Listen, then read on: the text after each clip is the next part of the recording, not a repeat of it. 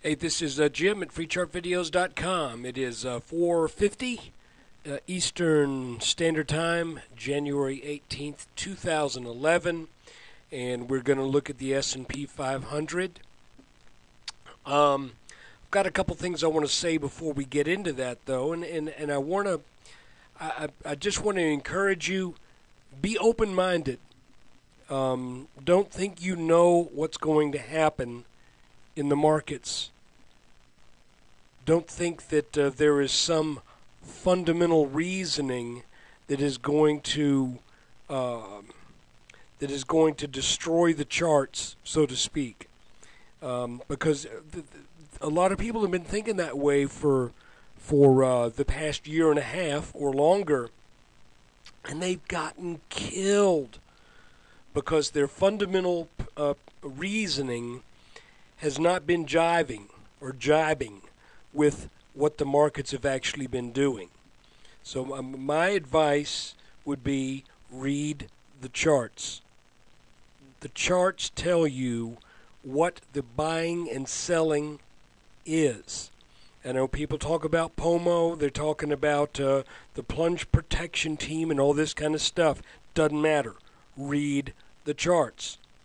If there is such thing as a plunge protection team, it will be in the charts.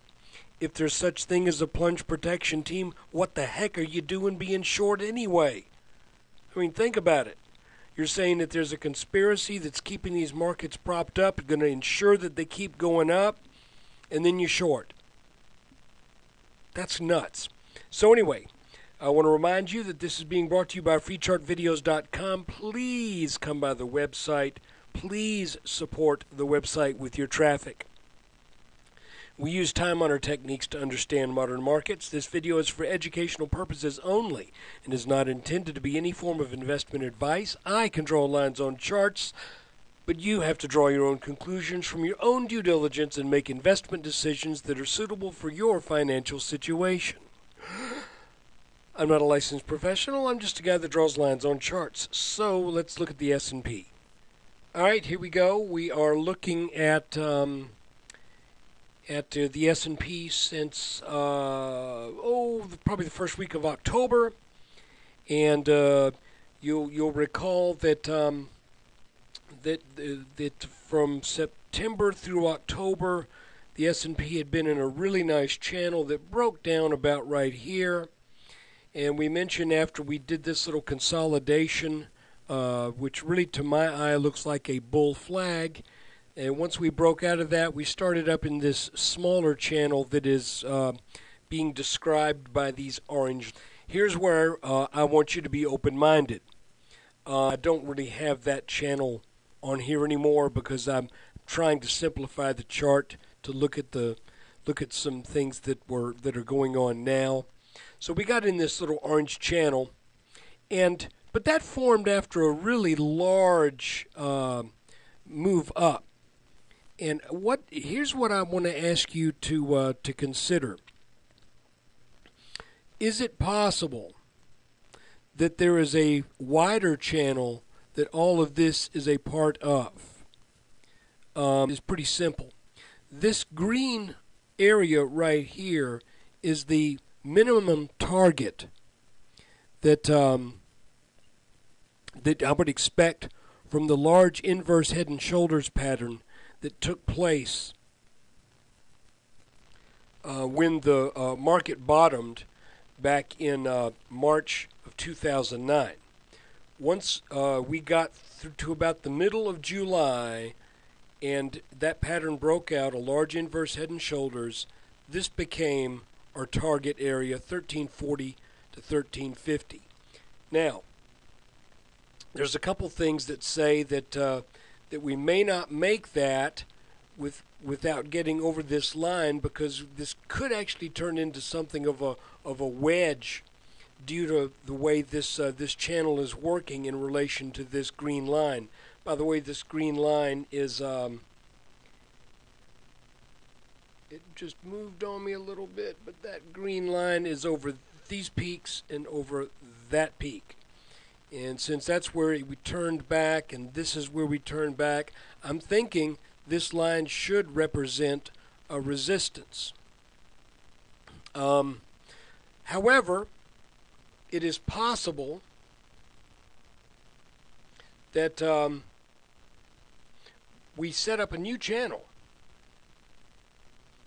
when we broke up out of this, and this could be the new bottom line, and we may get back over this. I'm just thinking outside the box here. That this is a possibility. We got two peaks here and here. We've got these bottoms here and here. If we pop up over this green line, and futures are looking really strong right now, it could be that we jump up back over this line and we head for this.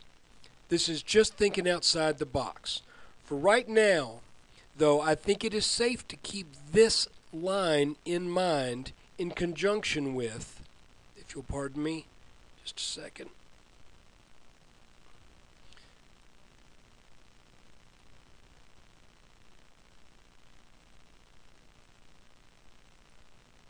Let me fix these lines. All right, this is what I'm saying. We know that this line has been showing us support. However, it broke down just a little bit last week, and it bounced. And where it bounced is where I've drawn this line. So I want to see how the markets behave with respect to this line and this line in the upcoming weeks. If we bounce on this line again and do not come down to this narrow channel line, then I'm thinking this may be a setup for us to really show some strength and head up into the to the 1300s and hopefully make that target 1340 to 1350. And I want to brag just a second. If we make that, there's going to be some I told you so's, because I made that what seemed at the time to be a crazy call back when the S&P was in the 900s. So anyway, look, this is just an update, kind of quick. Pretty decent day today. We bounced where we needed to bounce, and things are looking pretty strong. So let's see if the futures lead us up into this over this green line again. Strong report from Apple and IBM. We'll see how guidance works out. But right now, futures really took a leap on the earnings news. And please, when you get a chance, come visit freechartvideos.com. Help me keep it free. And you can only do that by your presence and by your traffic at the site. Take care, and we'll do another video tomorrow.